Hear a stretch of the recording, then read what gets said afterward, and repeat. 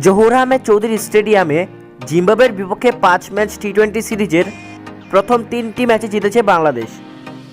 এবার সিরিজের শেষ 2 ম্যাচের জন্য নতুন দল ঘোষণা করেছে বিসিবি।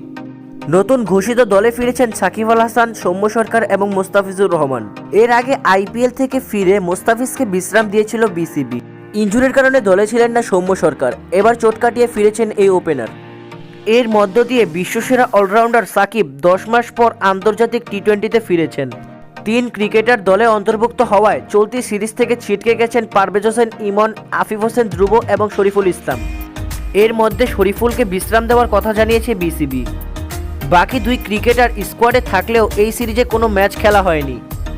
এর আগের ম্যাচে নির্ধারিত 20 ওভারে 5 উইকেট হারিয়ে 165 রান সংগ্রহ করেছিল Bangladesh.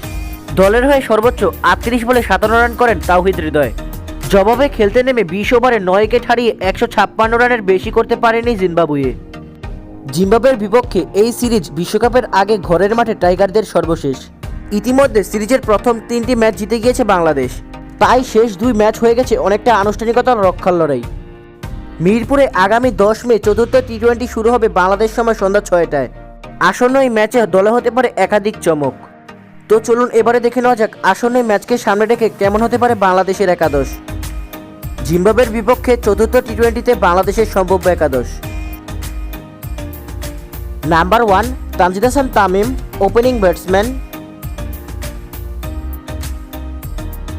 Number 2 Soumya Sarkar, opening batsman.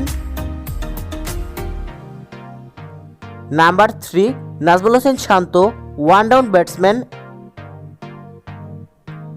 Number 4 Towhid Hridoy, middle order batsman.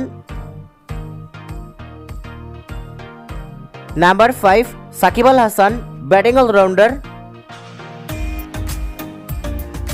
Number 6 Jaker Ali Anik, wicketkeeper batsman.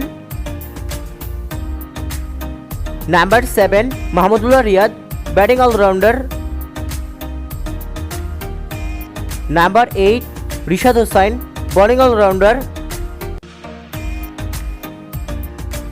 Number 9 Mohammad Saifuddin, bowling allrounder.